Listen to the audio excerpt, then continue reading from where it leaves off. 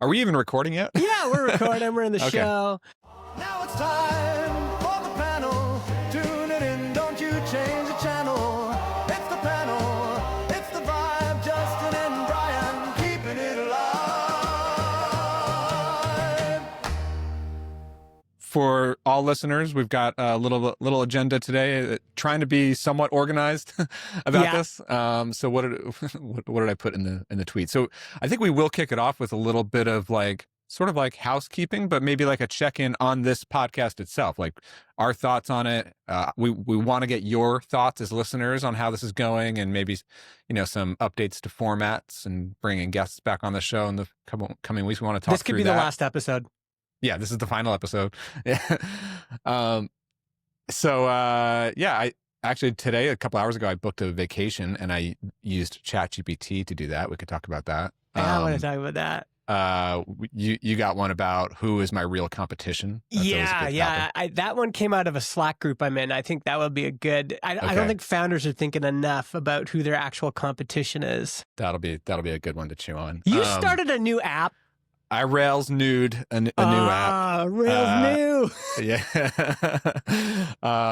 I'm really excited about this one, both the app itself and I'm really tweaking my process on how I build apps. I'm really excited about that. That's cool.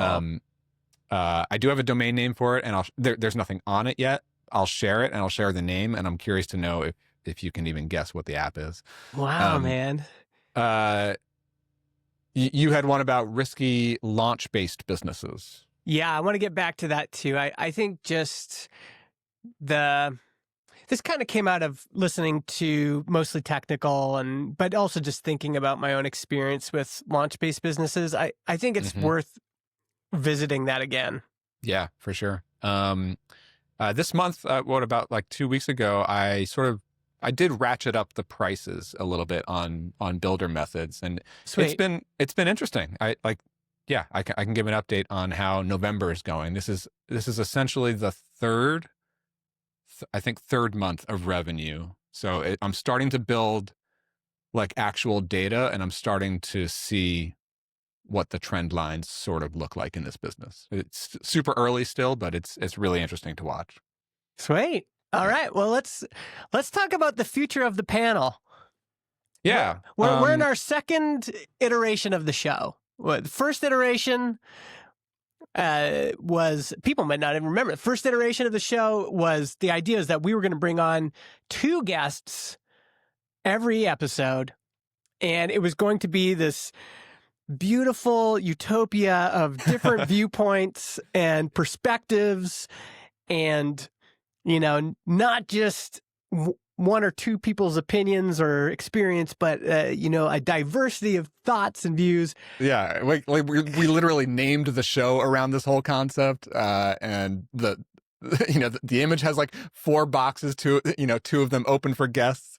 I think, what did that last, a month? 6 weeks? Yeah, it was what happened, I think we were both really excited about that concept of it being a panel, and we can sort of rope our friends in. And I think our overly optimistic thinking was oh, how hard could it be to just send a DM to any friend on any given Thursday and have them hop on a 2-hour podcast last minute? Yeah. And we did do that from time to time. We can probably still do that randomly from time to time. But the other thing that happens with that is that, first of all, most people just aren't readily available. But also it's we did try to plan topics. If we're going to, even if we know the person well, we still want to figure out is this a topic we want to talk about? Is this the right person we want to talk about this week? So, I think that you and I both care a lot about content in general, podcast content, and we want to make this a really good show, both for us to do, but obviously for the listeners too. And I think what ended up happening was we found that was logistically too tricky to just pull in guests at any given time. Yeah, and maybe we didn't let that concept breathe enough either.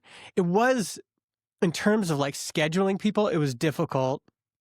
I also found, and again, maybe with more time, we would have figured this out, but 4 people on a show is really hard. Mhm.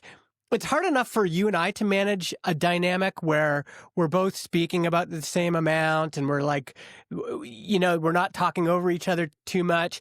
And then you expand that to 3 people, it's even harder. 4 people, I just often found myself like kind of going to the background and just waiting for other people to say their piece. And it's not even so much about like wanting to jump in and get your airtime to talk, but it's also like, if it's really hard to just do a one-on-one interview to steer the conversation, to make sure you to make sure you keep it interesting for listeners. To do that with 4 people and keep it moving, that's tough. Yeah. And the other thing I felt like we lost that, has honestly been a challenge. I think every guest that we have on, except for Adam, maybe because he's just got so much experience with jumping on, but there's always this a little bit of formalness to it that I didn't love. Mhm. Like, it's like, hey, today we've got 2 guests. And Tell us then about they your put on business. their kind of guest, their guest costume and guest voice. And I just wanted the conversations to feel more authentic than that. And to get to that point where it's like, hey, we can all just relax here and just kind of let things fly a little bit more. Didn't feel like we got there. So we received an email, like a week ago from a listener. Sorry, I forgot who that was from.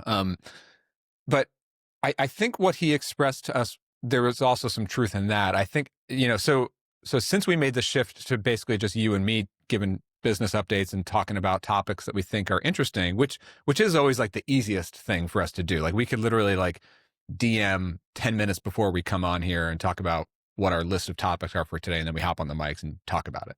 Yeah. Which is always like the easiest thing to do. I mean, I think some people find it interesting, but I also think that maybe the pendulum swung too far back in the other direction, where it probably does get kind of boring after a while if it's just the 2 of us. And especially if it's week to week, where like if I'm giving a business update, like not a whole lot changes from one week to the next, Yeah. So, I mean, is there a magic middle where we can have guests and like that? So we outlined the challenges. Challenges is it's way more difficult to schedule and plan for a guest, which can sometimes I'm sure for listeners and people in the chat, even it'll be like, what's the big deal? Like, just book some guests, like get a calendar booking thing. And when you're doing a weekly show, like adding any additional stuff can just make it feel not fun, I think so first thing is I do think that we should try to bring guests back into the mix in some way. I also think that we should keep, some or maybe even most episodes still just you and me. So like if we bring guests on, maybe it should be like once a month-ish, once or twice a month, and then like alternate weeks or once every 3 or 4 episodes, something like that. Yeah. But the other point I wanted to make about guests in general is I think that when I reached out to you earlier in the year before we started this podcast, one of my motivations for even starting something new was to maybe do more content with founders who are building products or like still relatively new in their startup. Mm-hmm. Not necessarily new to entrepreneurship, but within the first year or 2 or 3 of their current business. Yeah. And we happen to be friends with some people who have really well established and by a lot of different metrics, very successful SaaS businesses. And we had some of them on the show early on. Mm-hmm. And those people are awesome. And we can always find interesting things to talk about. Yeah. But I also think that it's, to me, like me personally, I'm sort of more interested in talking to especially bootstrappers who not are like so early on, like, all right, at the idea stage and trying to get the very first customers. Mhm. But, maybe a couple thousand MRR or they're onto something. They've been at it 6 to 12 months. It has some traction. And now they're in that stage of like, it's a little bit chaotic trying to figure out what the next chess move is to really make this business work. Yeah. And the hard thing about that from our perspective is like, yeah, we're probably in touch with a lot of those people, but we're not directly like like they're not exactly always a DM away. Yeah. Yeah, you have to do more planning for that. A little bit more planning.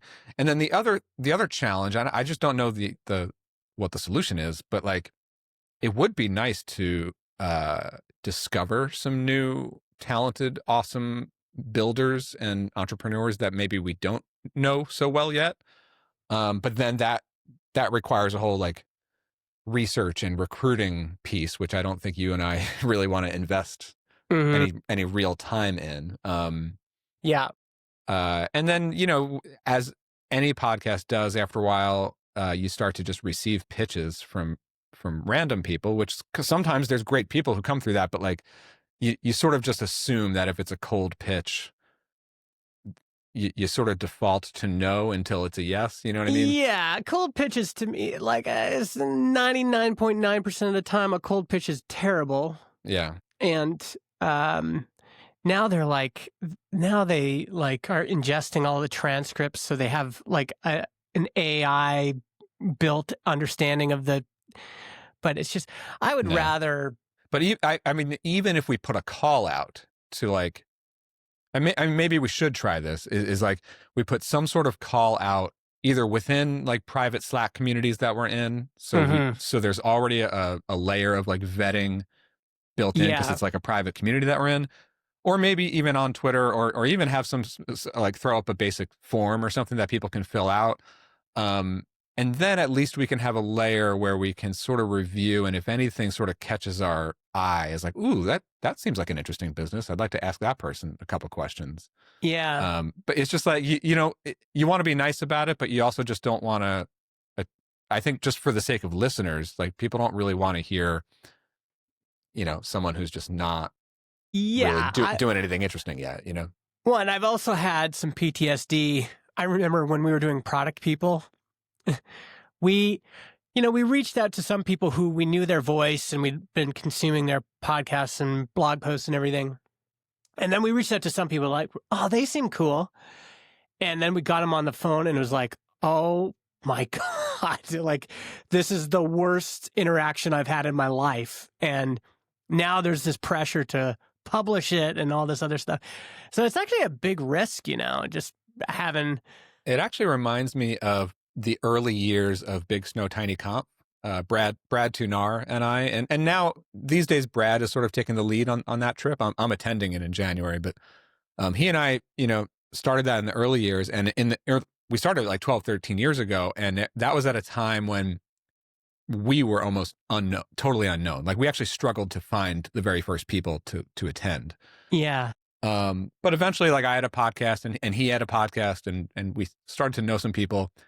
So we did have like an application form for people to join us on this trip to get the very first attendees. And we, like, one thing I've learned over the years from that trip is like, there are some really, really incredibly awesome people, founders that are so quiet and unknown. You will never know that they exist. Yeah. Unless you somehow meet them at a conference. Like like a lot of these people like don't even tweet. Yeah. But they are incredibly experienced and knowledgeable and super fun to hang out with and super fun on the, going skiing and snowboarding with. For the most part, we've been like pleasantly surprised. And some of these people turned into 6, 7, 8 year returning attendees on this like mastermind group. There have been a few people who just, nice guys and gals, but they just weren't really a great fit, and they sort of came and went one year and never came back. Yeah. So that happens too. But like, and like that, again, it was like that like application process where like we used to have sort of a form. We would look at their form and something was interesting about them and we invited them, and it may have worked out great, maybe not. So it just reminded me of that whole dynamic, you know? Yeah. I mean, yeah. So I'd be open to like application process, getting more people.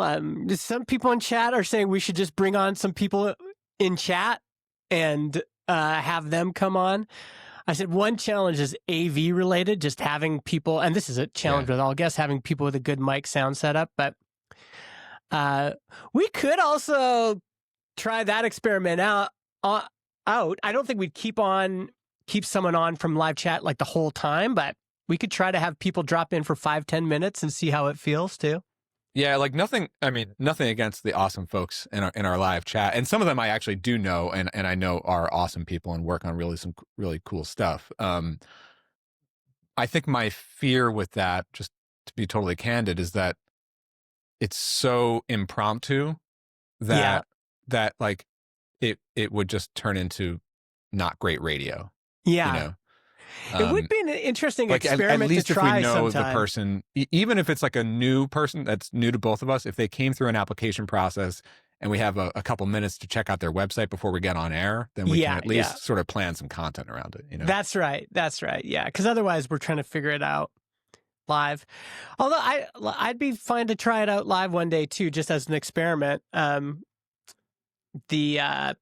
Because I used to do that back in the Periscope days. Remember Periscope? I used to go live on Periscope, and you could like bring people on, and that was always like, you know, rolling the dice a little bit. But yeah, for sure.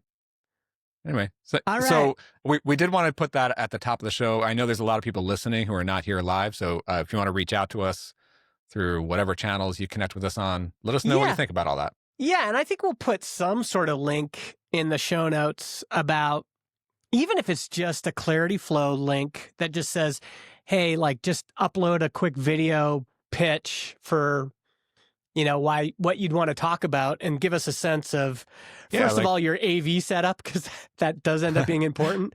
But then also give us your business, a link, what you do, maybe a quick history, and like also like what is always the best radio, the best content is like, what are you working on right now? What's your biggest challenge that you think maybe it might be interesting for us to talk through on air? That could be kind of interesting. So yeah. All right, but maybe we should just take a risk and just put a link to the chat right now and see what happens. What, like a Clarity Flow link? No, like a live join us guest link on Riverside here right now. just to YOLO it, just to be a little chaotic. All right. Hey, okay. If you want to, we'll do it as an experiment. I can't I might. Wait, is this for like anyone to like multiple people to join, or? Well, we might just keep you for a little while here. So let's see what happens. We reserve the right to mute you. we reserve the right to maybe not have you stay on, but we'll try it. We'll try it out. I've never actually used this guest thing, so we'll see what happens. Is there another? Why don't we like move on with the topics, and we'll see if somebody appears next time. Pop in, give it a little random chaos here. Here we go. We already got one. Hey, how's it going? Justin, do you remember me? Yes, you're the founder of Riverside, aren't you? I am. Well, welcome. No way. Holy shit. Doing. This feels full circle. You know, when I launched Riverside, I did this show on X, on Twitter. Yes. And I invited all these people to call in, and one of them was Justin. I did the show with you. I remember that. So, this is so funny.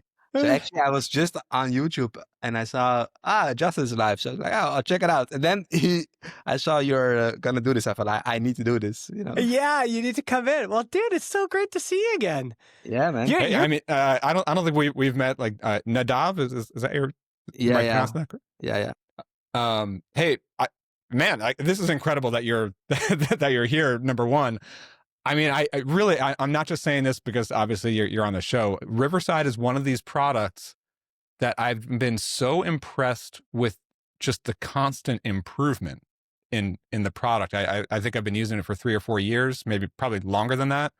And, you know, there was like the early years, and now I'm just so impressed with not only the recording capability, but all the editing stuff and the AI improvements. Just Thank you. like, I don't know how you guys do it behind the scenes, but it's been great. Thank you. I really appreciate it. Yeah, it's honestly a lot of blood, sweat, and tears. It's constant pushing forward and enjoying while you're doing it. But yeah, it's been a journey for sure. So actually, I was just looking up when the last time you emailed me was, I don't know if this is the first time, but back in 2020. Justin was hot. You know, I had to really keep emailing. And I back then I think you had 61 users in 2020. So you must have grown a ton since then. Yeah, we're a bit more these days. A bit. Yeah. How big is your team now? That's what I was going to ask. Like who's behind all this? Yeah, we're pretty big. We're like, I don't know if I can even say it publicly, but we're like 300 people. 300. Yeah. Incredible. That's wild. And are you still you were in the Netherlands for a while? I live currently in Tel Aviv, and you're in Tel Aviv. Okay. So is a lot of the team based there, or are you still pretty distributed? Around half the team is in Tel Aviv, other half is remote. Very cool. What advice would you give? Because now you've been going 5 years, 6 years? Yeah, 5 years, I think. Yeah. What advice would you give to people just starting up? What advice? There's so much advice out there, right? So much. Is any of it any good? Do people just have to figure it out on their own? I mean, I think. Well, let me ask you. Let me ask the same question. Valuable, right? Not another fluff. But yeah, go for it. Sorry, Brian. I mean, maybe the same question, a little bit different angle for you, looking back on the trajectory of Riverside. If you can think back to maybe a year and a half in, 2 years, do you remember any like big milestone or really big factor that like once this happened, the trajectory changed? Yeah, I have a few. Honestly, one of the big milestones was probably like when we launched Riverside. Even though it was not necessarily proving the product, but I created a lot of hype. The first day we launched, part of that was we got Justin Jackson on the show. No, I'm serious. Justin Jackson. It gave tons of energy, and like, oh man, we got a bunch of people. I was live broadcasting on X, and there was some hype, and it was COVID, and it was like, wow, there's something here. I was doing these live call-ins. It was super exciting. That was a big moment. But actually, one of the bigger moments as well was, I think, the first paying customer. I've been building this product before Riverside together with my brother Gideon for years, and it was not Riverside. It was this online video debate platform, and we had a lot of fun building it and learned a lot throughout, but never made any money. And then at some point we pivoted to Riverside, and there was this person who we didn't have a payment system, but I basically just sent her like a PayPal invoice, and that was the first paying customer, and that was like, whoa, someone on the internet is paying for our service. That was like a breakthrough for us, because up until then, no one had ever paid us. If anything, we had to pay people to come on our platform. So and from that moment on, I was just doing the math. It's like, all right, I have one paying user. It's pretty scalable. It's a SaaS. I just need to get to this amount of users, and then I can live off Riverside. And I felt like it could be possible. So that was like, it gave ton of fuel to keep going after that. After both the live show and the first paying user. Yeah. Yeah. This actually might relate to the topic that Justin brought in for today. We were going to talk about competition, and how we think about our competitors. And actually, like, Riverside to me is one of those tools that I do really think of it as a highly competitive space. And I don't know if you see it this way, but in my view, at some point in the last, I don't know, year, 2, 3 years, like, Riverside seems to have won that. Yeah. Like, there were like 2 or 3 other like big names in this space. And I just remember thinking, like, just from a product standpoint, Riverside just kept getting better and the other ones had issues. And like, how do you think about competition in this space? Yeah, I think I've definitely had periods where I got too obsessed with competition, like to be transparent. Like I would think about it too much, would think, what about if this happened, if that happened? And I just kept going. And and then you see competitions dying, competition getting bought, competition CEOs leaving, replacing. I just kept going. And and it also gave me a lot of inner peace. Like I've been through it now for a lot of different cycles that I just see like okay, I will have more competition throughout the years, but I'm just gonna keep going and we'll see where the boat lands. So I guess it just also I've learned a lot. Like it's not so, of course, that's the advice you always hear. Yeah, don't obsess over your competitors. It's very easy, Mhm. hard done, right? But Yeah. the truth is, there really is no point on obsessing over your competitors. I do totally understand if companies or people do it, but that doesn't mean you should try to just really be focused on your internal users and customers. I mean, Yeah. I have no insider information on this, obviously, but as an outside user, I've been a customer of Riverside for a long time, and I have sort of dabbled and tried the other competitors in the past. And what I've noticed, and I think maybe the answer to the competition question is to just keep focusing on your own product. Like, I think that's the thing that I noticed about the other players in this space is that the products either stagnated or sort of got worse and more frustrating to use. Right. Whereas, like, every time I logged back into Riverside, something improved. Yeah. Um, No, I and think that's like for me, I'm such a product person, but at the end of the day, when customers essentially need to choose one instead of the other, and instead of the type of product where they might be subscribers to multiple, um, the product matters more than anything. yeah. No, I think so as well.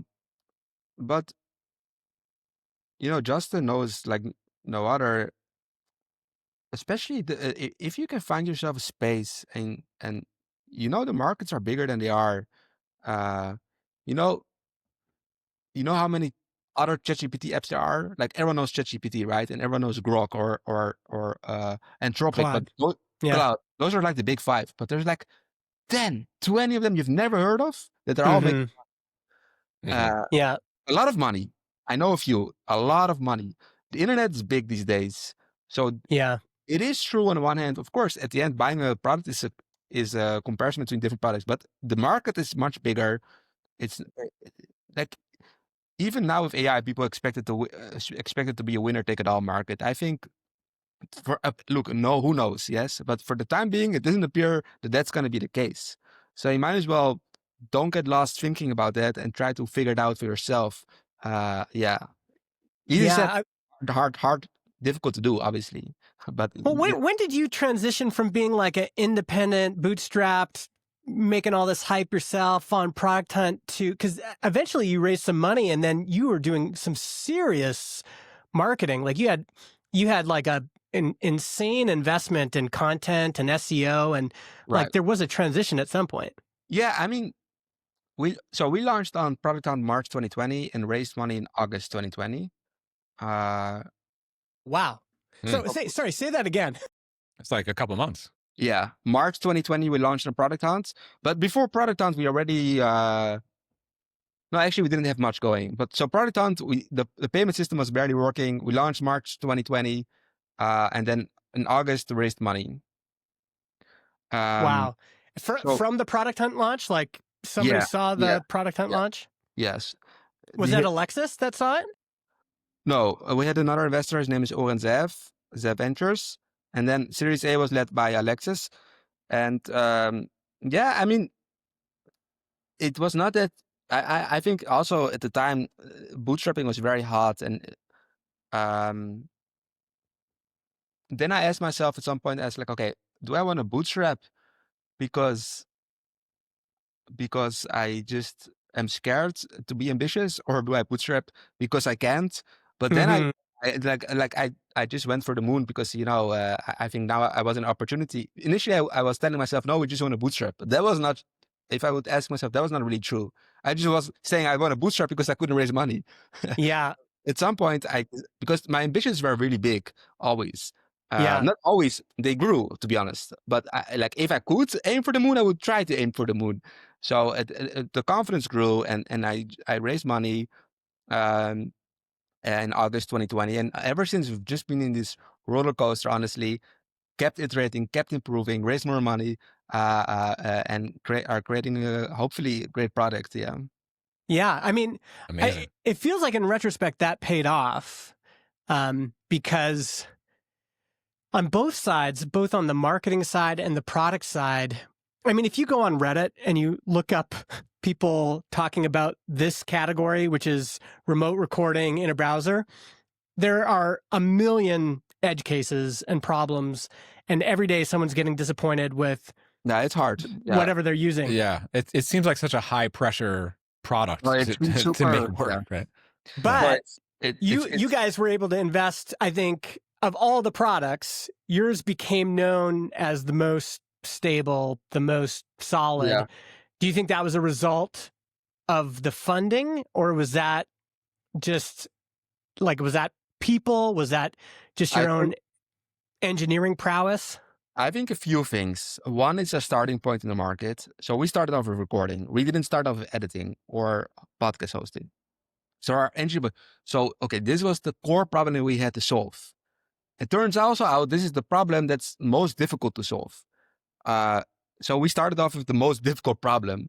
For various reasons, it's much more difficult than it may appear. Like you're dealing with Chrome. Chrome is changing all the time. You deal with browser space all the time. It used to be you couldn't save so much in the browser. Computers were getting full. Many different edge cases. You have gear, all kinds of different gear. You can't even imagine. I can't even imagine, because we're getting a common customer support request we get is some 81-year-old lady using Windows 95 wondering why and Internet Explorer 5 and wondering why it's not working. So for you folks, it must be even more so, like just so many people trying to use this thing. Definitely we've gotten some brutal customer support, but basically, so there's a few things. One, the problem we started with. The second, definitely the people we hired. I also asked myself in the beginning, would we have been able to hire these people if we didn't raise the money? Maybe, but it's not that we would have been able to pay these guys without the funding. It's like Sorry, you would have been able to, or you would not have been able to? Yes. Okay. But the question is, I don't know. It's hard. Would they have wanted to join? For example, I don't know, maybe yes, maybe not. It's very hard to determine exactly what would have happened, right? I will say, it definitely was a good decision for us to raise money, because we just had this huge opportunity in front of us, and have this huge opportunity in front of us, and I think at least we have a shot at going for it, and I'm enjoying the journey. So yeah, of course, Bootstrap has many advantages, and I don't think sometimes people are super opinionated. No, you should bootstrap. You should do this. You should do whatever you want to do, right? Yeah. I think the most important thing is that you're kind of honest to yourself. What do you really want to do? Because many times people say they want to bootstrap just because they cannot raise money. That's totally fine. If you cannot raise money, that's okay to bootstrap. There's nothing bad about it. But for us, it's played out well, and I'm excited. We're still have a long way to go, but excited. I mean, that's actually brought me to what I want to ask you now. Is like, what? So you're about 5 years in, more than that, 6 years? Yeah, 5 years. Yeah. What's on your mind now in 2025? I have a couple questions off of that. I mean, where do you see the industry and Riverside's role in it? It does seem like Riverside is starting to really bite off other parts of the problem, right? Like the editing and the hosting and like AI like summaries and things like that. But then the other thing I wanted to off of that is you hear about all these like major podcasts using Riverside, like the top podcast, like celebrities talk about Riverside, right? I think Taylor Swift used it. Yeah. Yeah. I mean, so what kind of problems or challenges are at the top of your mind these days? Yeah. I mean, when you look at the outside, everything was great, but internally we have tons of things to solve. We still want to make like even just what we are doing right now much better. The live streaming, the recording, the editing. We've really invested a lot in the editing. If you try out the editing, it's like a fully baked editing product now. Um, I was just in the other day, like, because I'm working on a new other podcast with some editing stuff, and yeah, it's got like the script based editing, the multi track. It's pretty impressive. yeah, and thank you. And we still have a long way to go there, just making it much better. So I would say a big part of it is just making what we have much better and keeping relentlessly focused on executing. And yeah, we have a lot of things working and more experiments and more stuff that we're working on.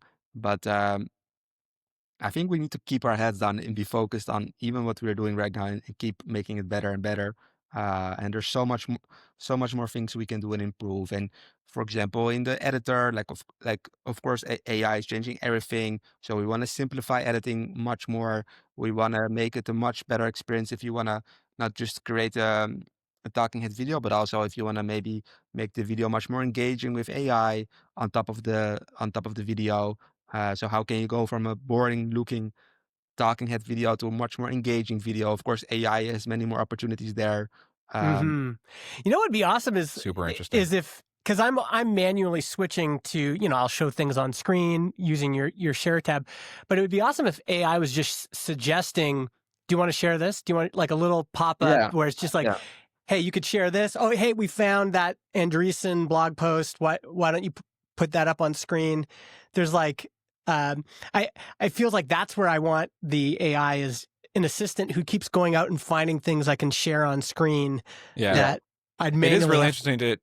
Oh, sorry, Justin. I No, cut you off. yeah, that was it. Just like I think that makes the most sense. It was interesting to hear you talk about like some going beyond the boring interview. Like this other new show that I'm working on is like an interview show, and I'm trying to figure out like because it's not like an in-person thing. I'm trying to figure out how can I make like an engaging like YouTube style with interviews and with like B-roll from the guests and stuff. So Right. that's really interesting that you're thinking about that. Yeah. I mean, I through my work on builder methods, I talk to a lot of team leaders and engineering team leaders, and one of the things I'm always interested to hear about. Oh yeah, this would be good. And I hear from team members is like their internal adoption of AI, especially on the dev team. I'm wondering if you can talk at all about that. I mean, obviously we see the AI features in the product, but like, how about your process internally? Like, how much is your team leveraging AI and like writing code, reviewing code, things like that? Right. Yeah. No, that's a great question. I think there is a difference what people say publicly and privately. Meaning, like sometimes I ask myself, maybe we're not adopting AI enough because it seems like everything is so easy. You can vibe code anything. Our product is pretty complex, so you cannot vibe code Riverside, right? There are parts where you can much quicker go from 0 to 8, but then the last 20% can still take a lot of time, and sometimes even longer using AI. But there are aspects where cursor and whatever coding tool you're using are super relevant and useful. Naming and reviewing and some engineers find it super useful, but other engineers in our company don't find it so useful yet. I am trying to really encourage people because, it's always changing and getting better and getting better. I will say we're not the company that is vibe coding everything and Yeah. I mean, the product was built before AI came around, right? So no, and I think that also, there's pros and cons to that.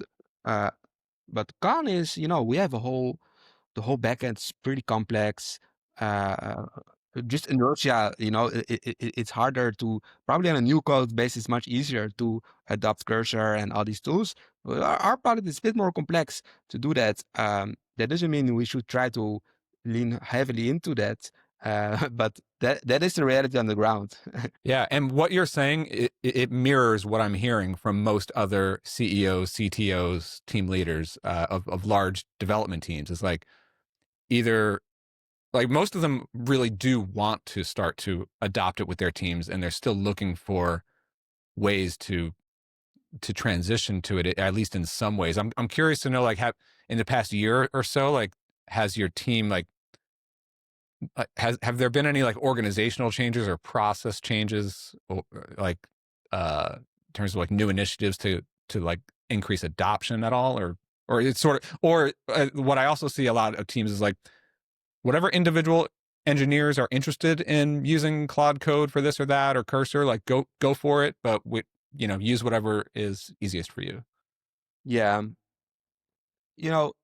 I think I'm not such a believer in making things mandatory, but um, at the same time, engineers are skeptical, sometimes too skeptical. So you do want to really encourage them to use it. And I have tried to like create like a sense of like sharing examples, sharing what it looks like, and for people if it works well.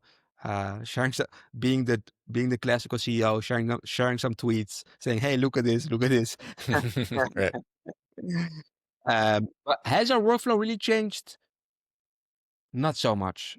Like not so much. I can say as a probably in many ways I can maybe don't even think about. Right. I'm talking all day long to ChatGPT. Yeah, don't get me wrong. And I'm thinking. I'm talking all the times to it and researching things in LMs.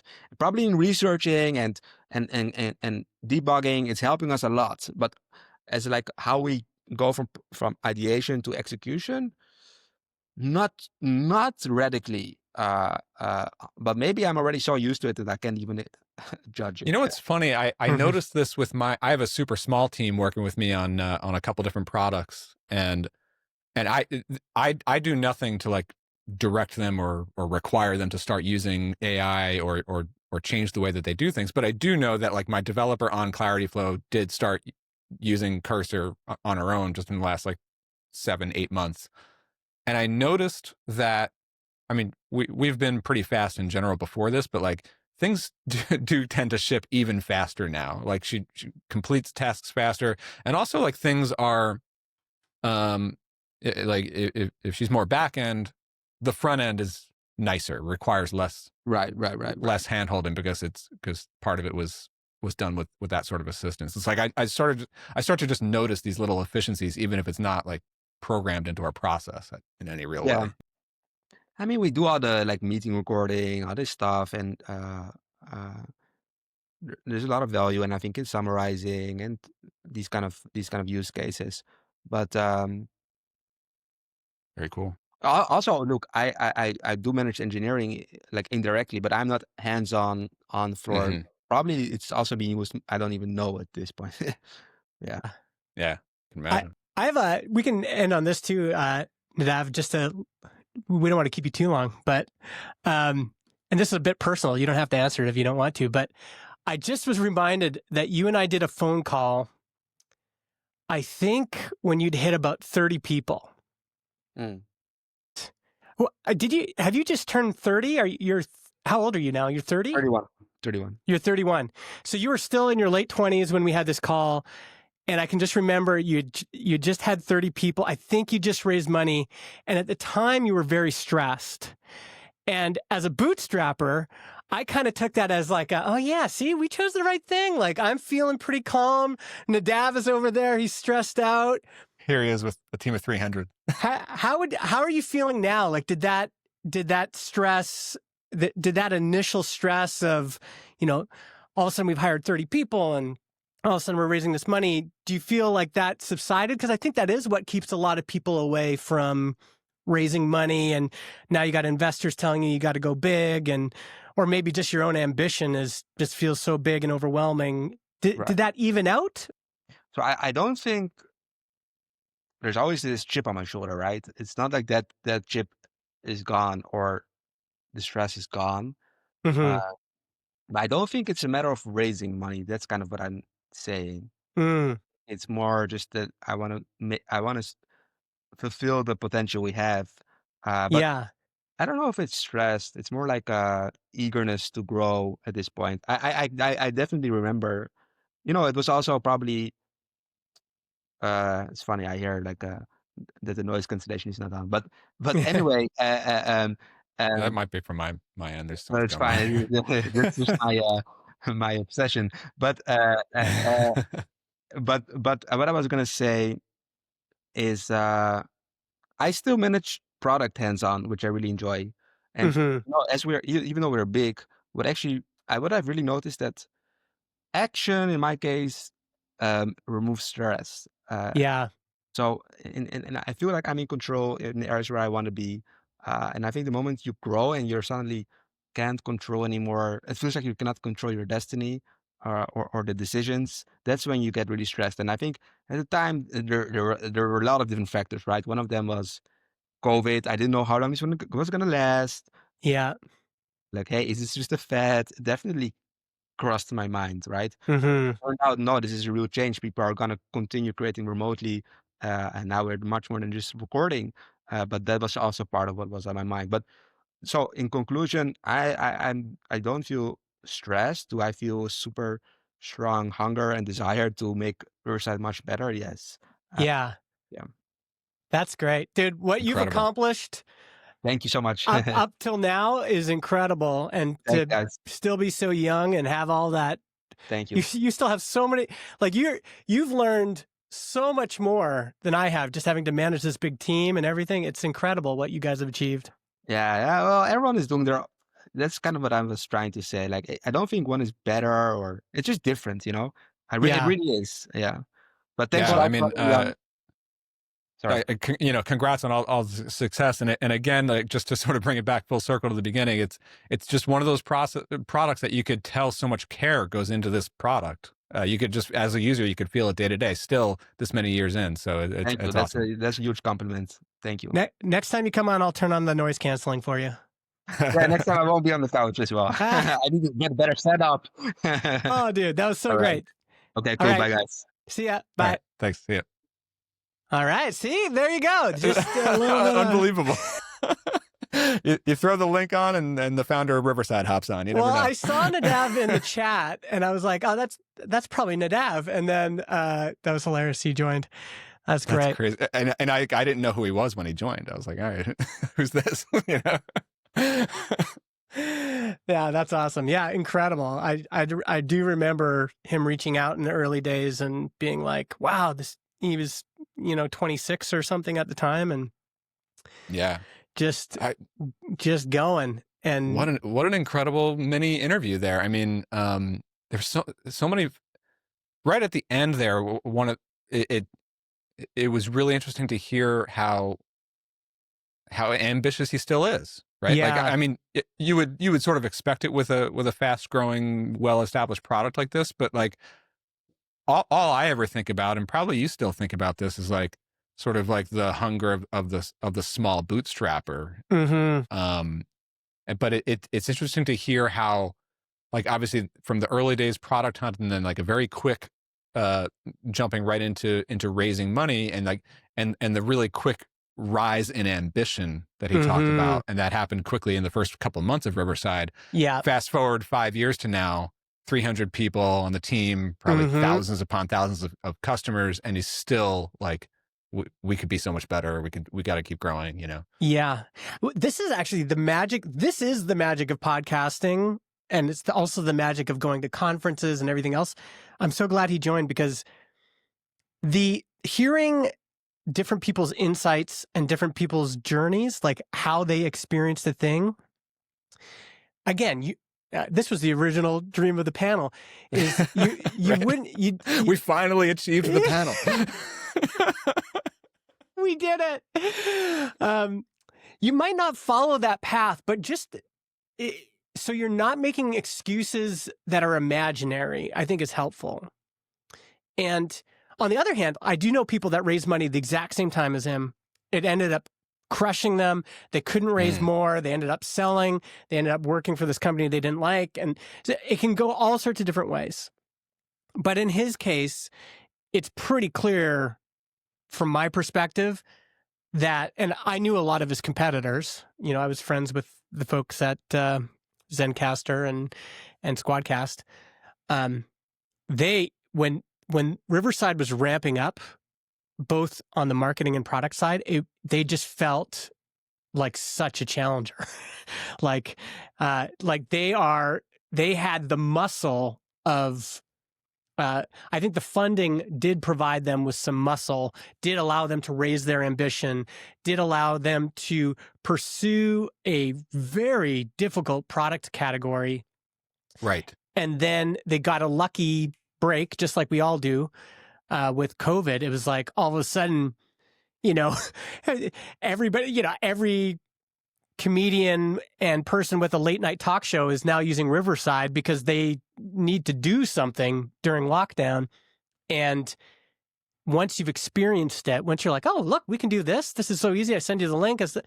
Then, you keep using it, especially if it continues to be reliable. Yeah, especially if it just works, right? And when you had planned this topic of like how founders don't think about their competition enough or in the right way, I was probably gearing up to get into the conversation where it's like you probably shouldn't think about your competition too much, or there's all sorts of things. I know we can get into what you had in mind there, but I just wanted to say Riverside in that space of live recording for podcasts might be like the exception to all my thoughts on thinking about competition, or it's one of the few exceptions in that like it is hyper competitive between only a couple of, or at least it was competitive between only a few players. Like we, at least in our circles, we knew of Riverside, Squadcast, and Zencaster, right? Yeah. And like there was Skype call recorder for a while. There was other stuff like that. Yeah, Zoom but like, and other things. You could just record Zoom, but like that. I think when people think about who's going to win this space, or if you're competing, how do you outcompete your competitors? There are some people who will say like you have to outmarket them. You have to out hustle them on the exposure or on the branding or on the reach or on the distribution. But in my opinion, in this particular space, as long as you are already in the game in terms of like a known entity, Riverside, Zencaster, Squadcast, maybe a couple of other options, then it really does come down to product. It's which one are people going to come in and hit record and it's going to just work versus which one are they going to have a frustrating experience with. I mean, I'm sure I had the same experience as most people. I tried all three at different points and I got frustrated with two of them. And fast forward to today, I'm still a paying customer on Riverside, Yeah. I mean, Riverside, I would say it was both, because Riverside invested, that was the whole thing, is they invested a ton of money in marketing. Like we almost, not just in podcasting, but across multiple categories. Like people at Buffer were noticing this. Anybody who had SEO for a bunch of topics around the creator economy, all of a sudden, Riverside was just crushing everybody. It was like, where did these guys come from? And they were hiring, famously, they hired Steven Robles to do a lot of their video. And it was just like they were investing a ton in marketing, big booths, sponsoring events. So I think it was both and for sure. Like we tend to think of like, because we already know these players, but they're probably thinking there's a whole ocean of people who are just discovering podcasting for the first time. So which brand are they going to go with? Right? Oh yeah. Yeah. And I mean, if you look at their organic keywords on Ahrefs, like they are ranking for a ton. I mean, they're ranking number one for how to start a podcast. They're ranking number one for podcast name generator. They invested so much. And I remember all of us were kind of looking at our Ahrefs and going, oh my God, like we hadn't seen anybody kick up a content machine like this across and advertising too, investing tons in Google ads and Facebook ads, Instagram ads. They were just everywhere and consistently there. Incredible. So I think the marketing investment paid off. And I think this does go into what I wanted to talk about, which was, I'm in a bunch of Slack groups where this comes up, where people have a product in a category that is having a hard time finding traction. And let's just say you're in the email newsletter space, right? So you're competing with MailChimp. And what I find is people are like, well, I'm in this category. There's a lot of people here who should be using my service, right? And I'm always just thinking about like people starting an email newsletter today. What are they thinking about? What are they trying? What are the big names that you're competing against? Well, today the big name is Substack. And what advantages does Substack have? Why are people moving to Substack? Well, a lot of it has to do with network effects and distribution. Instead of you having to collect all of your email subscribers yourself, Substack has this huge network that has at least the promise of being able to. And so you're coming in as an indie email newsletter platform. What are you going to do? Is that going to be your target market? Because if you're targeting those kinds of customers. So are you, I have a question about this conversation. Are you pointing this conversation at the person who is starting something up in a well-established category with some big players in it and how they should think about their competition? It goes deeper than that. It's just thinking about a category, thinking about the kind of customers you want to go after in that category, and even just the kind of customers that are actually purchasing, all those questions. And then just being super realistic about, I think there's a little bit of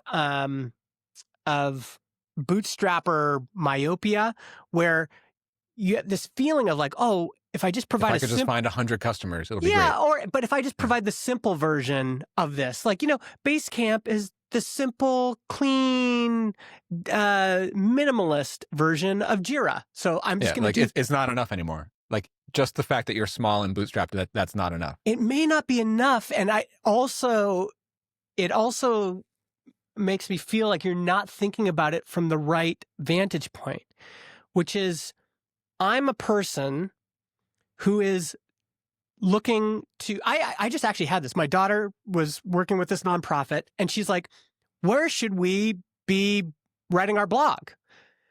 And I was like, I went through all the things. Well, WordPress and Squarespace and, there's Ghost and then there's, Statamic. And then I asked a few more questions. Like, what are you trying to achieve with this? Like, what's the goal? And the goal was to get more readers. The goal is to, and I'm like, it's got to be Substack. Like if you're trying to build a new audience and you're not particularly good at finding unique little channels and pockets of people, where are you going to go? I think what you're saying, I completely agree. I think what it comes down to is like, you just have to have a really good answer to why you. Yes. Why you, right? Why you and why you for who? And for right? who? And don't imagine, sometimes people just imagine this mythical customer that doesn't exist. Like they'll be like, well, I'm going to do, a classic one is I'm going to do something for SaaS founders. And I'm like, that's tough. There's just not very many good businesses that have been built for SaaS founders. And when you actually think about SaaS founders, like if you went and interviewed 100 SaaS founders about any question, what are they using for their marketing site? You're going to get 100 different answers. It's about why you, and it's like the answer, because I think too often, and I've fallen into this trap many times, too often we as founders answer when someone asks you, because customers will ask you this question repeatedly, why should I choose your product over the known competitors? If the answer, too often the answer is like way too long. You list too many features. Well, we have this, and this, and this. Yeah. But you're just listing the things that make your parity features. You're just listing the same things that all the other competitors have. So right off the bat, you lost because they are more established. They already built up more trust. So you have to have some unique, they call it a unique differentiator. Like, and that has to be a one sentence answer to the question of why. Because if the question is why you or why your product, you shouldn't even need to discuss the parity features. Those are a given, or they shouldn't even matter because your real answer to why is so important. Like, because we're the only ones that see the world this way. And if you see the world this way, then you know about this sub problem within a problem, and we know really well. We nailed that one little detail that everyone else ignores. Like, that's the answer, you know? Yeah. And to be clear, I think you can hit a certain escape velocity. So in the beginning, let's just use Transistor as an example. So what was Transistor's unique differentiator in the beginning? And some of these are going to seem super trite, but it's actually true. The number one was there had not been a brand new, fresh podcast hosting platform in ages with a fresh UI. Now, this is a difficult one to talk about because this may never work again. This may have only been a thing for this time. People will love to say like design doesn't matter, but at the time in your space, design absolutely did matter, and that was a differentiator, right? It did matter. Yeah. Simplecast had just done this big UI revamp that a lot of people didn't like. Libsyn was super old, had not been updated in a long time. There just had not been a fresh user interface. And so when we came along, we said, hey, we're the modern, simple, well-designed podcast hosting platform. A lot of people were like, man, I'm just going to try the fresh new one, you know? So that helped. The other key differentiator was our pricing model. We were one of the first people to offer unlimited podcasts for one price. Everyone else, you had to pay every single time you started a new show. And that ended up being a really key differentiator. It was enough to have those two. And then you get a little bit of luck in there. COVID certainly helped. The lockdown certainly helped. I showed you that revenue chart where the first years of COVID, like our revenue increased incredibly. Like we're talking 300, 500%. I can't remember. It was insane. And then we'd hit escape velocity. Now we are just in the top 5 podcast hosting. Now, of course, we're doing a lot of things behind the scenes. I'm pushing the marketing thing forward every day. We're pushing the product forward every day. Like we're working hard. We're being incredible at customer service. That was another differentiator. We actually did live customer service. All of this helps, but there was 2 or 3 things that helped us make that initial splash. And then once we hit escape velocity, then there's these reinforcing effects that can keep you kind of up in the stratosphere. Yeah. It's interesting because I'm in like the first couple of months of my Builder Methods business, and this is actually really top of mind for me right now, is thinking about what is the actual value proposition and what is the unique differentiator? Like why I'm more trying to figure out right now, like why are people buying Builder Methods? Yeah. Like it's actually selling pretty well. And I don't actually have a clear, I have a lot of survey data that I need to do a better job of sifting through it and finding patterns. But I have had a few conversations, and I had one aha moment about a month ago. Because I ask this question a lot whenever I get on a call or email with someone. Mm-hmm. It's like what I love to ask, like, what are the other options that you've considered here? Yeah. Have you hired other consultants? Have you bought other courses? Have you joined other communities? I ask Such that a great all question. the time. And sometimes they have, or sometimes they've considered them. And one thing that one team leader, they're like a huge engineering team. He was like, yeah, I looked at some of the other ones, but most of those were from commercial tools. Like they were offering training around their tool.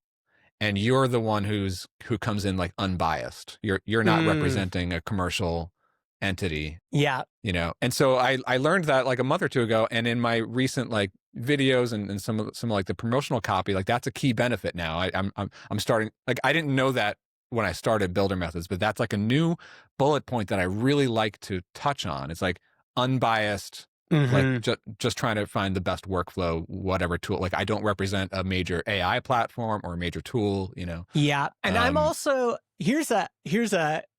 I actually think demographics matter a lot. It's something I think about a lot. And my guess is your audience is a little bit older. And older than the AI JavaScript vibe code boy that's on Twitter posting a new, hey guys, like look what I just got. Yeah. You're not the high energy young whippersnapper. Like it's true. I tend to attract professionals. That's right. Older professionals who I don't know that they're necessarily older. I do attract some older folks. Mhm. But I know that there are also younger folks, but they are professionals. Yes. They're in careers in this, Yeah. I think that's a key insight. Well, and that's another thing that's sort of top of mind for me right now, and is the fact that my audience is the professional means that most of them are set in their ways of hand coding, and they're not skeptical of AI because they're joining things like builder methods. They're interested in it. They feel motivated to spend money on improving their adoption of AI. Yeah. But at the same time, I'm also noticing now that I do think that people with a full stack development background, in some ways they're at a big advantage if they fully adopt the tools, but they're also slowed down in their adoption because they have to sort of unlearn and transition a lot of old habits. And I'm still trying to find my way around, like, well, am I helping people? Should my role be to push them to the new way of doing things, or try to push them to unlearn certain things? Or am I falling into the old entrepreneurial habit of finding out where my customers are, meeting them there, and helping them do more of what they've already been doing, versus trying to convince them to do something new? Like my old product muscle memory has always been like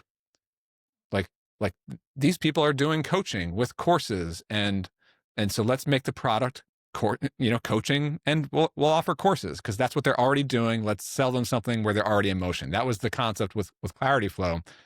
But with builder methods, this is a different thing. It's education, it's community, and the driving motivation behind the purchase is, I want to change, or I want to adapt. Yes. So it's like, maybe my role isn't to help them do what they've been doing. Maybe my role is to be the coach who pushes them to a new way, right? Like, yes. Yeah. I think this gets really at what I didn't want to do that. Really gets at what something I've been thinking about, which is, and here's another great Rob Snyder article.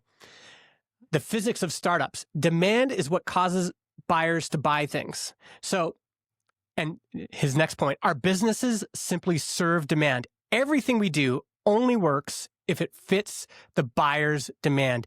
Demand causes the activities we do to either work or not work. And the only thing that's going to cause your business to grow or grow faster is because there's a bunch of people out there that have demand for what you're offering. So understanding the size and shape of customer demand is kind of key to unlocking all of this. Because his next point is, the goal is to figure out the specific physics of our business. The goal is to figure out the physics of our business. So based on what we know about our customers' demands and options, what exactly is the right shape of our business in terms of product, pricing, etc., that buyers pull instead of us trying to push it on buyers? And what set of activities should we do to channel and serve that pull? That's what I'm talking about. Like that. I think it's like on the sales pitch and the marketing and the positioning, it's like really resonating with the thing that's pulling them. Like make it easy for them to, like, you're speaking directly to their why, like why they came in, right? That's right. And having an understanding of it. This permeates into every part of the marketing and the product, which is why I've always felt that product and marketing need to work hand in hand, because ultimately, I've said this so many times with Transistor, people are using Transistor to get their podcasts on Apple Podcasts and Spotify and wherever people listen to podcasts. That's what they're doing. They don't know what hosting is. They don't know what a CMS is. They are using us to get their stuff on Apple Podcasts and Spotify and then get some sort of signal back as to how their podcast is doing. That's the primary reason they come to us. And in our world, as developers and engineers and technical people, we're like, well, no, but it's hosting and it's RSS feeds and it's XML and it's all this other stuff. No. We got to get out of that world. Get yourself in the seat of somebody who's recording something for the first time, trying to get their voice out into the world. All they care about is us helping them get onto Spotify and Apple. The other day, there's someone who signed up who's been doing a podcast where they've just been uploading little MP3s to their website every day, hand coding it in. And they're like, I don't understand why no one can listen to this on Apple Podcasts. It's like, well, we can help that person. And I think the mistake I see so many founders making, and you can fall into it even with a mature product, is you lose sight of what the driving forces that customers really care about. And you think, oh, well, maybe we should offer this. It's like, well, the main things are this right here. So how can we make this better? Yeah, and I think, one thing that sort of comes to mind for me lately is I'm starting to think that there is like the idea of sniffing around for different target customers and then following the scent to where you're going to find the potent problem to solve, or the potent customer group to figure out what they need and then build a product for them. Like, yes, we know there have been many businesses or SaaS businesses that have been sort of built that way.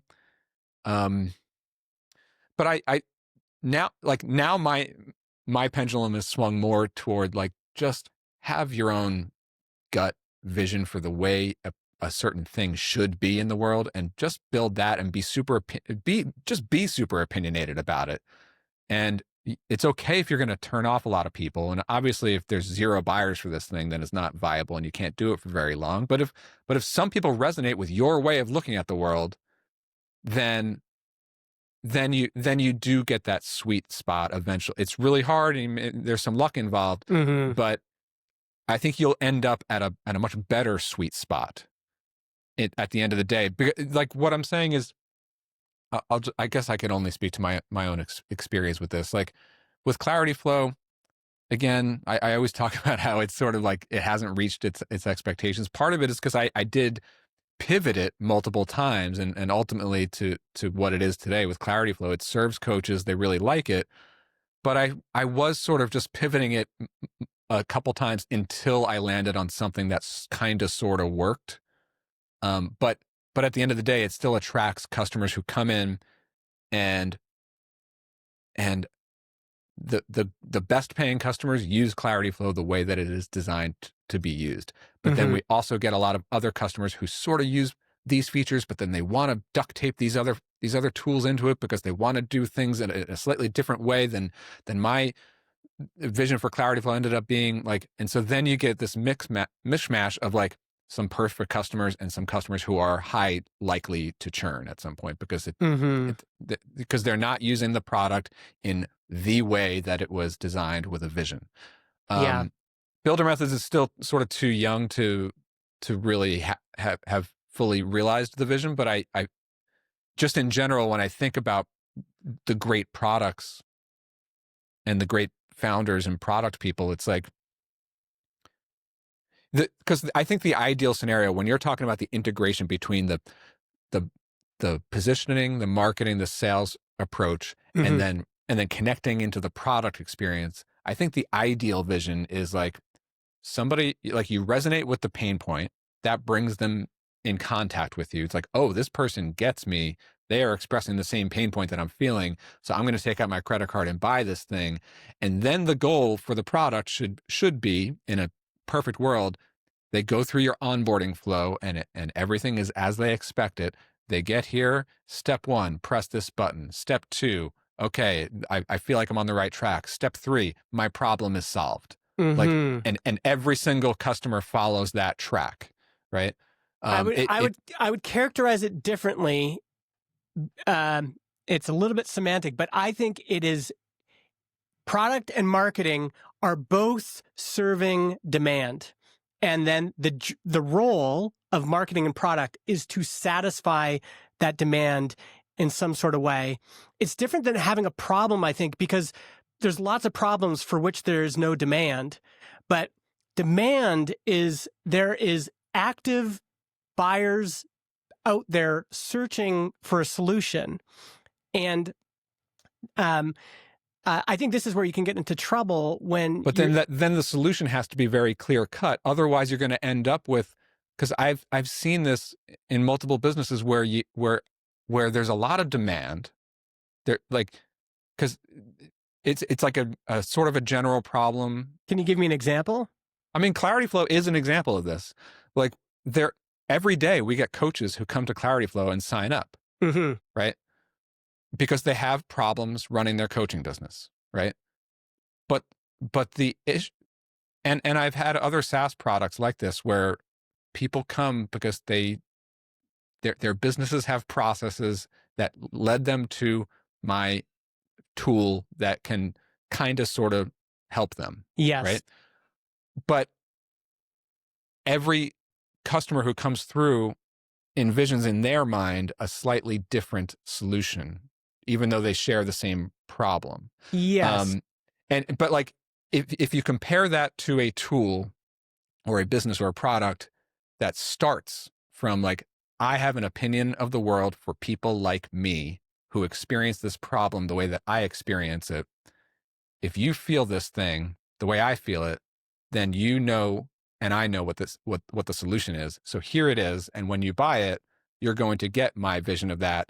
And you're going to go through this onboarding flow and you're going to be super happy and you're never going to churn because we see the world the same way. You know what I mean? Yeah, I think the only thing that drives that to success, though, is if there is just a bunch of demand that's pushing that along. So let's use the example of 37 Signals. The demand there, the customer demand, is there's lots of people, especially in the web age, that need to manage projects. Agencies, little software companies, whatever. They need to manage projects. It's a really difficult problem to get everyone on the same page, et cetera. And so project management as a product category, there's a ton of demand in there. And it's just all pushing towards finding a solution. Someone gets frustrated, and the boss gets frustrated, or somebody gets frustrated and says, we have got to find a better way of doing this. And that creates the demand. We got to go out.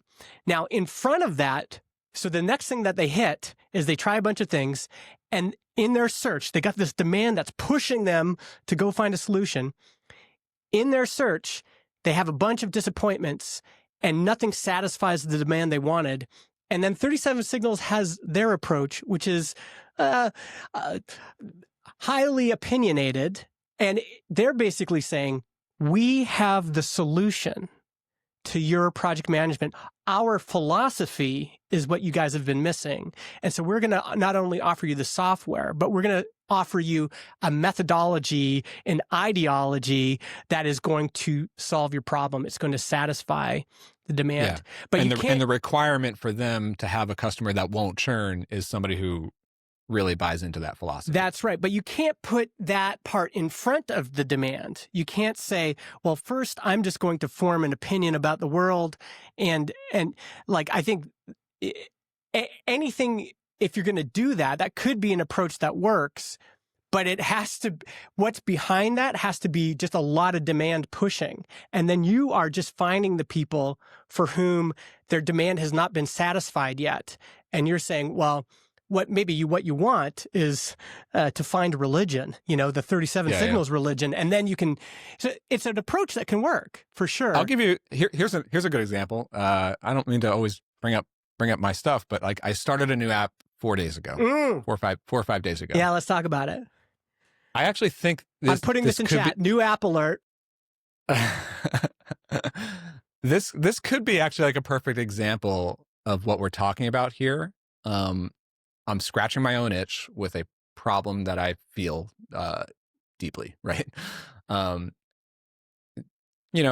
have to sort of give the caveat, like, this is not like my next big business. I'm focused on builder methods. This is sort of a project that I'm doing, and I'm it's a teachable, but it's a real tool that I'm building for myself, and maybe I'll start to charge for it as a mini SaaS tool. That's what I'm doing. So I don't have a landing page up for it yet. Okay. But I do have a domain. I'll share it. Okay. So there's nothing here if you go to this domain. It's called Filterhawk. Filterhawk. Like if I type that in, there's going to be nothing there. But I'm hoping I'm going to write it the way that you've like Filterhawk as in a hawk. It's not spelled any funny way. It's like the hawk, the animal, and the word filter in front of it. I think one day you should build a landing page that is this site can't be reached page, but with a Easter egg. Like design it. Yeah, like when you there's a little Easter egg. You click on it and then you get through. That's how you get into early access. What do you think Filterhawk is, just based on the name? It's filtering something, filtering traffic, filtering analytics, filtering the web, filtering things I care about on the web. Can we see the live chat? This is going to be on a delay. Let me see if anybody else says. Wait, yeah. What do you folks in the live chat think Filterhawk? What do you think Filterhawk does? Maybe filters for Gmail, filters for what else have you been filtering? Yeah, hawk is a little bit like aggressive or like it's like a wild animal that goes hunting. So maybe is this like what? I want to, before I react to any of your guesses, I want to see if the chat. Ryan is saying it's an app for tracking how often you need to change your air filters. Ben thinks it's a component for filtering tables, maybe in Rails. Like, is this a Rails? Oh, this could be a Rails component or something, or a gem or something. It's got to be an AI or something. Yeah, like what do you need to filter in an AI world? You need to filter. I'll give one hint. There is no AI in this product. No AI at all? I mean, I'm using it to code it, but there are no AI features in this product. Like I'm not connecting any AI APIs into this product. Okay. Andy here says it's for finding content and filtering for the newsletter. So you had that newsletter idea before? That is another product idea that I plan to come back to at some point. Okay. So this is not in that. That's a different tool. Yeah. This is a tool for filtering all of Brian's ideas and figuring out which ones are. Pascal says contraband cigarettes. Oh, like filters on a cigarette? The Filterhawk. Yeah. I'm drop shipping cigarettes from over here. Yeah. I love that's great. Okay. All right. I don't know. Like when should I start to give it away? Product selection tool. Yeah, Ben. Can you give us any more hints? Like, just give us let's just keep this going for a all right. The one last hint, and maybe this will get to it, is like it was mentioned already. Like the answer was mentioned already. The answer was already mentioned. By me or by chat? Okay. I think you just got to give it to us. So it is a replacement for Gmail filters. Okay. So this started as well, first of all, I think I had mentioned I'd been using the tool Shortwave for my email client. Yeah, I remember us having that conversation. Yeah.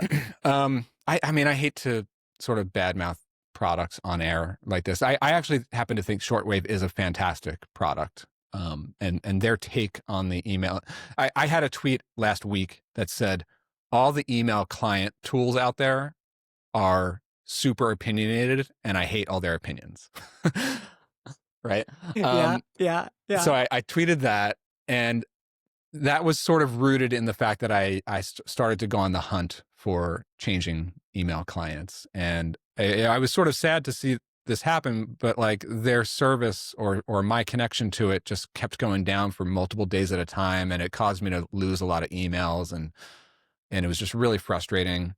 But the reason I had started using Shortwave about, I don't know, 6-7 months ago before that I was using Hey, and before that I was just using Gmail. Yeah. And mostly my Gmail goes back 20 years. And so I had like a 6-month period on Hey, and then I came back to Gmail. Shortwave integrates with Gmail. Mm-hmm. So the reason I did go to shortwave was because my inbox is so chaotic. Like I have a lot of like important business emails with contacts day to day. And now I have an audience that sends me replies every single day to my newsletter. And so that's a whole category of emails like that flood my inbox.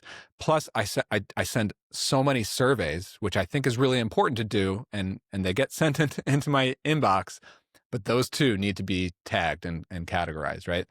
And then so there's are you using labels quite a bit then? A ton of labels. I'm not a big label person. I'm just like in my inbox and I'm reading, archiving, replying, and that's I don't use labels. I have so much noise, dude. It's like again, it's the newsletter replies, but then you have all the just noise, which is like Stripe notifications, new account notifications, cancellation notifications, or just like this SaaS tool just sent me an invoice that's auto paid. Okay, see, just there, you started to hook me, because at first I was like, I don't know if I have a problem. And then you mentioned Stripe notifications. I'm like, oh yeah, it would be nice to just have more rules to filter and then out. like error monitoring, and then like I got all that stuff too. Stuff like that. And then like newsletters, I tend to subscribe using my personal Gmail so that they're separate from my work email, but I still get some newsletters that in my work. Anyway, all of those categories of emails need to be labeled. And you would think, and I've been trying for many years and many months to just set up Gmail. Gmail has a feature called filters. Right? Yes. You go in there, and if you look at my filters, they're extremely complex at this point. And you can make them complex. You can do these really complex queries, Gmail syntax or whatever, to say, if the subject line contains these words but doesn't contain these words, and if the from email address is not from one of my domain email addresses, then automatically filter it, automatically tag it, automatically mark it as read, automatically skip the inbox. You can do stuff like that with filters, right? Where it starts to break down is when you have so many of these different inbound emails, and some of these subject lines or sending emails I can't control, so I have to filter out for them. Then you just start to add all these and this, or this, or this logic into those queries. And then those queries just simply break. Like they don't, and I work with AI to try to rewrite them, and they just don't work, right? And then the other thing I noticed is Gmail has all this quote unquote magic that they try to do under the hood, which is out of, like, they will, they automatically try to categorize things as like promotions, or automatically categorize stuff as important or not important. That stuff really often conflicts with the very specific filters that I tried to set up, right? Like this email, I specifically wanted to filter to say, like, skip my inbox and go over here and be labeled over there. But instead, Gmail thinks that some keyword in there made it important, so they bump it into my main inbox. So how are you going to do this better? How are you going to do this better than Gmail? Okay, so and one more thing that's annoying about the Gmail things is that even if you try to filter on a very specific word, you could say, if the subject line contains money received from Stripe, right? Like those specific words. Gmail will also filter paid or funds, or like it'll, like, words that are sort of like what you meant. But I'm trying to filter something very specific. Which Dave Junta, by the way, is he doesn't believe that this product isn't going to include AI. No, it's not. Wow. So, okay. All right. So, and I've already built it. Like I'm already starting to use it on my own inbox right now. It's not releasable yet, but I have a prototype that I've built in the last 4 or 5 days. Okay. It integrates with the Gmail API, right? So you sign up, you connect your Gmail account, and then all of basically every email is hitting this application. And then I have a workflow builder, a filter builder. So the idea is like, if you're going to use Filterhawk, you should probably stop using Gmail filters. Just don't use them. Right? Got it. Turn them all off, delete them. Now your emails are going to go through Filterhawk. And I'm sure people listening to this are like, there's no way I'm sending my emails to Filterhawk. That's fine. I don't blame you. But I am. Like, and wait. But what I'm saying is, go to Filterhawk and then they have to get released from Filterhawk back to my Gmail. No. Filterhawk just takes actions on your email. You're still going to use Gmail as your, or you could use Superhuman, or you can use Shortwave, because any other email client that you want to use that integrates with Gmail, you can use. Got it. The only purpose of Filterhawk as a product is to replace Gmail filters. So when an email comes into Filterhawk, we have a workflow builder, which is much more intuitive than Gmail's chaotic query system, right? So it'll be a visual workflow builder, just like you're building a workflow, like a visual workflow in ConvertKit, right? Like if the subject line has, let me see if I can get a rough, this is a super rough look at it. Yeah, show us. I mean, you're talking about like a visual builder, kind of like this, then, like these little visual automations in. Okay, so this is like the design is not finished. This is super crude, but I will share my screen on this. Okay. Be kind, everybody. Be kind. How do I share this tab? 1 second. Let me organize my desktop here a little bit. I mean, just that while you're getting that ready, you are really good at processes. You're good at building kind of these kind of filtering UIs. I love process filtering. And the difference, all right, let me just share this and then I can talk about like literally how it solves those problems from Gmail. Screen.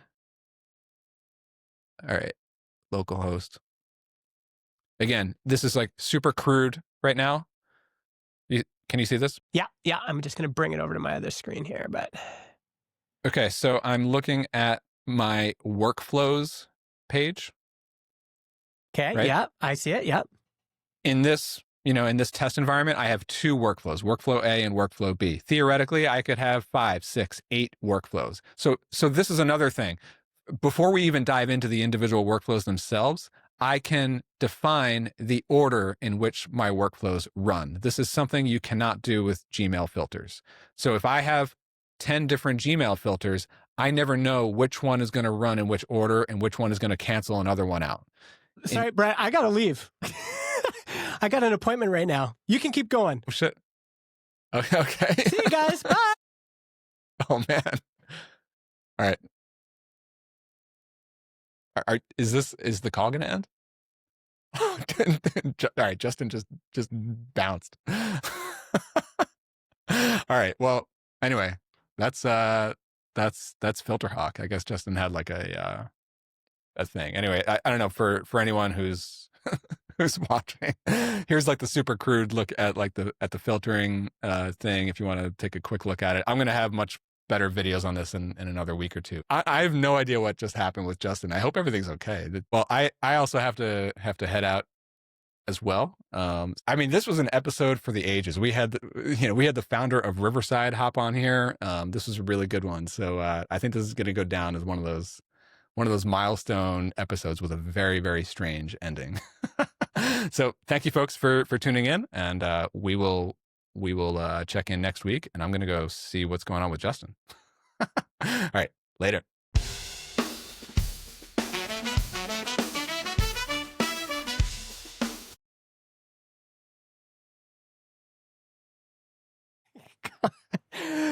I've been gone for an hour. Is this thing still going?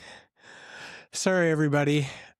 I have this recording mode where nothing gets through, no messages get through, and all of a sudden I noticed my wife called me, so she must have had to call twice.